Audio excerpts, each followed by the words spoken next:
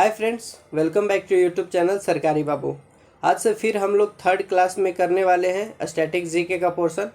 ये बुक जो सामने आपको दिख रहा है, इसमें जितने सारे दिए हुए हैं कंटेंट, इसमें वन लाइनर थ्योरी दिए हुए हैं।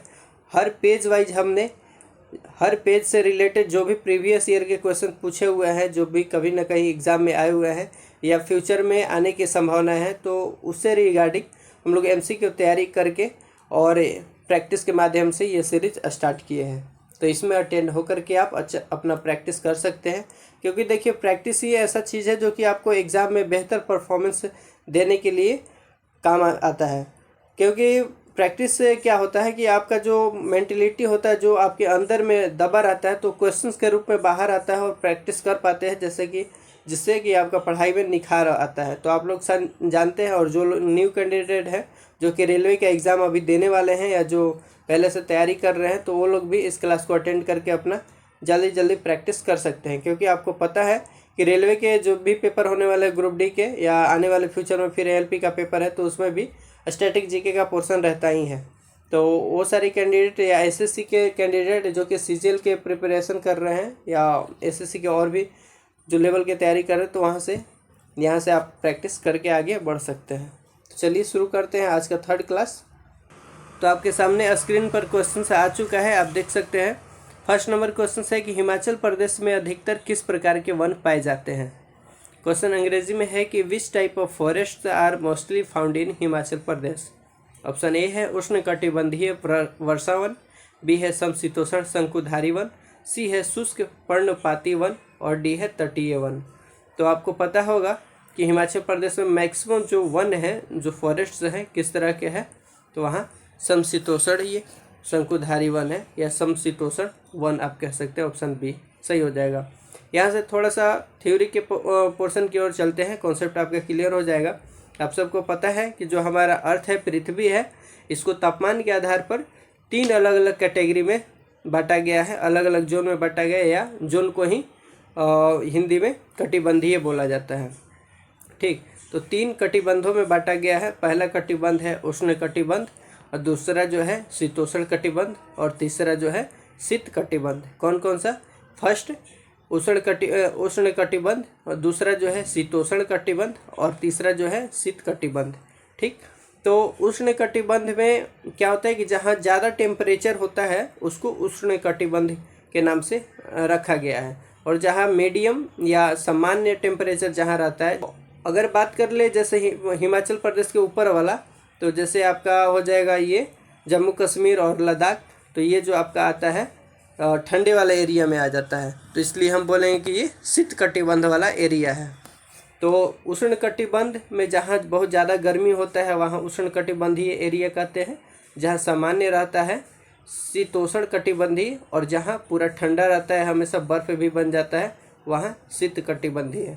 अब नाम से भी याद रख सकते हैं। उष्ण मतलब ऊपर, जहाँ टेम्परेचर ऊपर रहता है। शीतोष्ण मतलब जहाँ सामान्य, और शीत मतलब शीत के टाइम, मतलब आप जानते हैं कि शीत कब गिरता है, तो ठंडी के टाइम में गिरता है जहाँ टेम्परेचर कम होता है। तो शीत कटिबंध मतलब सबसे कम वाला टेम्परेचर। तो ठीक है, तो आई होप कि आपका कॉन्सेप्ट ये क्लियर हो गया होगा। 3 कटिबंध ये। आगे क्वेश्चन बढ़ते हैं। सेकेंड नंबर क्वेश्चन है कि हिमाचल प्रदेश में वनों में कौन सा वृक्ष प्रमुख है। Which tree is predominant in the forest of Himachal Pradesh. ठीक है, हिमाचल प्रदेश में वनों का कौन सा प्रमुख है, जो वृक्ष प्रमुख है। तो ऑप्शन ए है चीड़ है, बी है सागवान है, सी है साल है, और डी है देवदार है। तो हिमाचल प्रदेश में जो वन प्रमुख है, फेमस है, तो कौन सा है? देवदार है। तो इसलिए आपका राइट आंसर ऑप्शन डी हो जाएगा। ठीक है, आप वीडियो को फास्ट करके भी देख सकते हैं अगर जल्दी जल्दी प्रैक्टिस करना होगा तो, या अगर धीरे धीरे सुनेंगे तो आपको थोड़ा टाइम तो लगेगा, लेकिन मैं वादा करता हूँ सिर्फ बात पर आप ध्यान देंगे और खुद से वीडियो को रोक करके पढ़ने की कोशिश करेंगे ना, तो आपको एक बार में वीडियो में आपको पूरा क्लियर हो जाएगा और अच्छे से समझ में आ जाएगा। तो थोड़े से टाइम थोड़ा देना पड़ेगा आपको। थर्ड नंबर क्वेश्चन है कि झारखंड के वनों में सबसे अधिक कौन सा वृक्ष पाया जाता है। जो झारखंड है, तो वहाँ क्वेश्चन कर रहा है कि which tree is most commonly found in forest of Jharkhand. तो झारखंड में कौन सा सबसे अधिक वृक्ष पाया जाता है? ऑप्शन ए है सागवान, बी है साल, और सी है चंदन, और डी है महुआ। तो झारखंड में लोग जो झारखंड का वृक्ष जो फेमस है कौन सा है? साल है। ऑप्शन बी हो जाएगा। क्योंकि ऐसे याद कर सकते हैं कि झारखंड में साल कैसे वहाँ का फेमस वृक्ष है, तो वहाँ के लोग ठंडे में साल ओढ़ते हैं। अगर कुछ कहीं बैठना हो तो वही साल से धर के झाड़ देते हैं। ठीक है, कहीं बैठना हो तो उस जगह को साल से उठा करके झाड़ देते हैं। तो झारखंड में झ से झाड़ देते हैं और स से साल उठा करके, तो साल उठा करके झाड़ देते हैं, यानी कि झारखंड में साल वृक्ष पाया जाता है। चौथा नंबर क्वेश्चन है कि झारखंड का कौन सा वृक्ष वन का राजा कहलाता है? तो जो वृक्ष झारखंड में सबसे ज़्यादा पाया जाएगा वहीं तो वहाँ का राजा होगा। तो ऑप्शन बी आपका सही हो जाएगा कि साल, क्योंकि सबसे ज़्यादा पाया जाने वाला साल जो है झारखंड में है और झारखंड का वही वन का राजा कहलाता है। नेक्स्ट क्वेश्चन है 5वां नंबर कि लक्षद्वीप के वनों में किसका प्रभुत्व है? क्वेश्चन है कि which vegetation dominates the forests of Lakshadweep? Lakshadweep के वनों में किसका प्रभुत्व है, मतलब कौन वन है, कौन सा पेड़ है जिसका प्रभुत्व है, मतलब बहुत ज़्यादा उसका वैल्यू दिया जाता है? तो ऑप्शन ए है नारियल एवं पाम वृक्ष, बी है साल वृक्ष, सी है चीड़ एवं देवदार, और डी है सागवान। तो लक्षद्वीप में जो पेड़ होता है वहाँ कौन से होते हैं ज़्यादा? तो नारियल या पाम होते हैं, तो इसलिए ऑप्शन ए सही हो जाएगा। वहीं उसका ज़्यादा मान्य है, प्रभुत्व है। ठीक है, नेक्स्ट क्वेश्चन पे बढ़ते हैं। 6वां नंबर क्वेश्चन है कि लक्षद्वीप का प्रमुख प्राकृतिक संसाधन क्या है? तो what is the major nature resource of Lakshadweep? Option A है वनस्पति तेल, बी है कि नारियल, और सी है कि रबड़, और डी है कि बांस। तो आपको बताना है लक्षद्वीप का प्रमुख प्राकृतिक संसाधन क्या है। तो इसका क्या राइट आंसर हो जाएगा? तो नारियल जो होता है, आपने अभी पढ़ा था कि जो इसमें 5वां नंबर में क्वेश्चन था, देख सकते हैं कि लक्षद्वीप में वनों का किसका प्रभुत्व है? तो नारियल एवं पाम, जो पाम होते हैं, पाम वृक्ष भी होता है, और उसी का प्राकृतिक संसाधन के रूप में यूज किया जाता है, यानी कि नारियल हो जाएगा आपका राइट आंसर, ऑप्शन बी। ठीक है, एक दूसरे से रिलेटेड क्वेश्चन दिया हुआ है, देख सकते हैं। क्वेश्चन नंबर 7 है, देखिए। क्वेश्चन नंबर 7 कह रहा है कि मध्य प्रदेश का कौन सा वृक्ष है राज्य वृक्ष है? क्वेश्चन है कि which tree is the state tree of Madhya Pradesh? Madhya Pradesh का राज्य वृक्ष मतलब राष्ट्रीय वृक्ष वहाँ का कौन सा है? तो ऑप्शन ए है सागौन, बी है साल, और सी है बरगद, और डी है नीम। तो मध्य प्रदेश आपको मालूम है कि वहाँ बहुत सारे घने घने जंगल है, बहुत सारे जंगल है, तो वहाँ मैक्सिमम जो राज्य वृक्ष के रूप में रखा गया है तो सागवान को रखा गया है। तो ऑप्शन ए सही हो जाएगा। ठीक है, नेक्स्ट बढ़ते हैं। 8 नंबर क्वेश्चन है कि मध्य प्रदेश किस वृक्ष के लिए प्रसिद्ध है? तो Madhya Pradesh is famous for which tree? तो ऑप्शन ए है सागवान, बी है देवदार, और सी है चीड़, और डी है नारियल। इसका राइट आंसर क्या हो जाएगा? सागवान, क्योंकि सागवान ही वहाँ का राज्य वृक्ष है और उसी के लिए ये प्रसिद्ध है।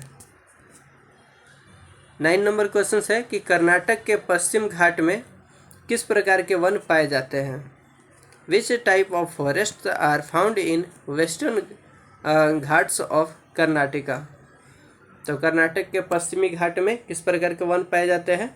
ऑप्शन ए है शुष्क पर्णपाती वन, बी है उष्णकटिबंधीय सदाबहार वन, और सी है शंकुधारी वन, और डी है तटीय मैंग्रोव। तो ऑप्शन राइट आंसर इसका 9 का क्या हो जाएगा आपका? उष्णकटिबंधीय सदाबहार। अब ये क्यों हो जाएगा option A, sorry option B उष्णकटिबंधीय सदाबहार वन?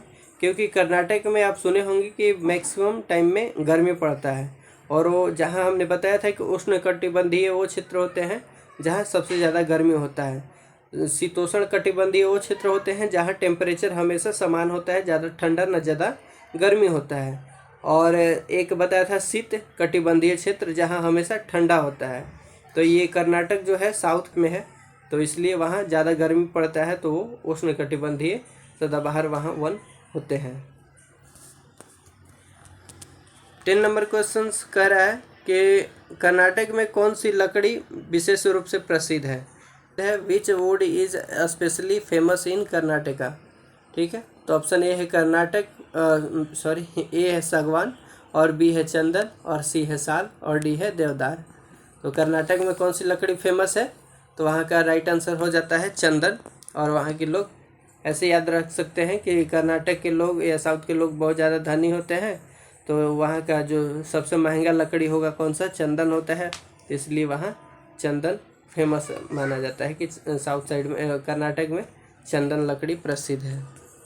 ठीक है, कुछ भी अपना लॉजिक लगा करके उसमें याद करने का ट्रिक बना सकते हैं, आप याद कर सकते हैं। उससे क्या होता है कि आपको लॉन्ग टाइम तक ये सारे चीज़ याद रहते हैं।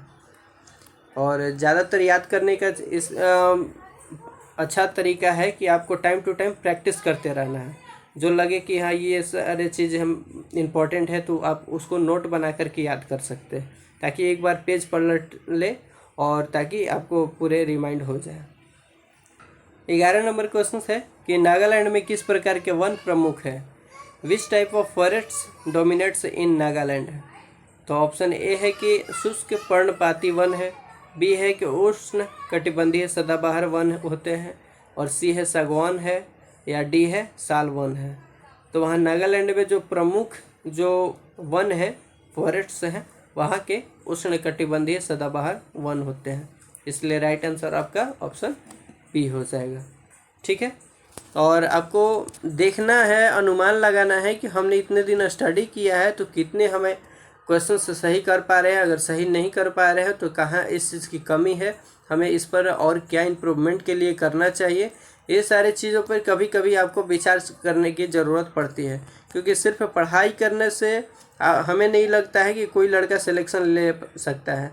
आपको स्ट्रेटेजी बनानी होगी, अपने कमियों को पहचानना होगा।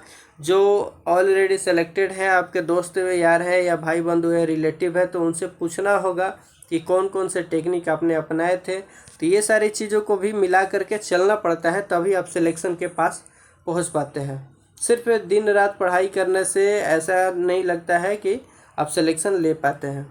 तो ठीक है, तो इन सभी चीज़ों पर भी फोकस कभी कभी करते रहना है। 12 नंबर क्वेश्चन है कि नागालैंड की जलवायु किस प्रकार के वनों के लिए उपयुक्त है? जो नागालैंड की क्लाइमेट है किस तरह के वनों के लिए उपयुक्त है? ऑप्शन ए है सदाबहार वन, बी है मरुस्थलीय वन, और सी है शुष्क वन, और डी है तटीय वन। ठीक है, तो बताना है आपको। तो वहाँ नागालैंड के जलवायु जो होता है सदाबहार वन के लिए फेमस है, तो इसलिए ऑप्शन ए जो सही हो जाएगा। इसमें कुछ ज़्यादा कॉन्सेप्ट नहीं है, बस इसको लाइन को आपको पढ़ करके याद रखने की कोशिश करना है, और ऐसा देखना है कि जो चीज़ ज़्यादा याद हो रहा है ठीक है, जो चीज़ नहीं याद हुआ उसको एक बार कभी कभी देख सकते हैं। हिमाचल प्रदेश में देवदार किस प्रकार का वृक्ष है? जो in Himachal Pradesh what type of tree is deodar? तो ऑप्शन ए है पर्णपाती वृक्ष, बी है शंकुधारी वृक्ष, और सी है नारियल वर्ग का वृक्ष, और डी है झाड़ीदार पौधा। तो हिमाचल प्रदेश में जो देवदार है किस तरह के वृक्ष है, तो आप इसको अगर लंबे टाइम तक याद करना है तो आप गूगल पर भी सर्च कर करके भी, इमेज के थ्रू भी देख करके याद कर सकते हैं। ठीक है, तो हिमाचल प्रदेश में जो देवदार होता है ना, शंकुधारी वृक्ष के नाम से होता है, तो ऑप्शन बी सही हो जाएगा। 14 नंबर क्वेश्चन है आज का सेकेंड लास्ट क्वेश्चन। इसमें 15 ही क्वेश्चन करने वाले हैं हम लोग पेज 3 से, क्योंकि ज़्यादा कुछ इम्पोर्टेंट नहीं था, और जो भी इम्पोर्टेंट था आपके सामने है। झारखंड के वन संपदा से कौन सा उद्योग सबसे अधिक जुड़ा है? जो झारखंड के वन है वहाँ से कौन सा जो इंडस्ट्री है ज़्यादा जुड़ा हुआ है? ऑप्शन ए है रबड़ उद्योग, बी है लोहा इस्पात उद्योग, और सी है लकड़ी उद्योग, और डी है तेल उद्योग। तो आपका वहाँ जो है लकड़ी का उद्योग है, जो टिम्बर इंडस्ट्री है, तो वो झारखंड के वन से जुड़ा हुआ है, तो इसलिए आपका राइट आंसर सी हो जाएगा। और आगे देखते हैं, आज का लास्ट क्वेश्चन है मध्य प्रदेश के वनों से किस प्रकार का लकड़ी जो है निर्यात सबसे अधिक होता है? तो ऑप्शन ए है कि साल की लकड़ी, बी है सागवान की लकड़ी, सी है चीड़ की लकड़ी, और डी है चंदन की लकड़ी। तो मध्य प्रदेश में हमने कौन सा लकड़ी का देखा था कि सबसे ज़्यादा अधिक होता है, और वहाँ के राज वृक्ष है तो सागवान की लकड़ी होता है, और वही सबसे ज़्यादा निर्यात होता है। तो ऑप्शन बी सही हो जाएगा। ठीक है, तो कुछ ज़्यादा खास इंपॉर्टेंट क्वेश्चंस थे नहीं थे, और जो थे पेज नंबर 3 से, तो इतना ही सारे क्वेश्चन थे। तो आई होप कि आप सबको ठीक लगा होगा, अच्छा लगा होगा। इसी तरह से नेक्स्ट हम कोशिश करते रहेंगे डेली आप सबके लिए क्लास प्रोवाइड कराते जाए और आप लोग की प्रैक्टिस होता रहे। ठीक है, नेक्स्ट वीडियो में मिलते हैं, तब तक के लिए बाय बाय, टेक केयर, जय हिंद।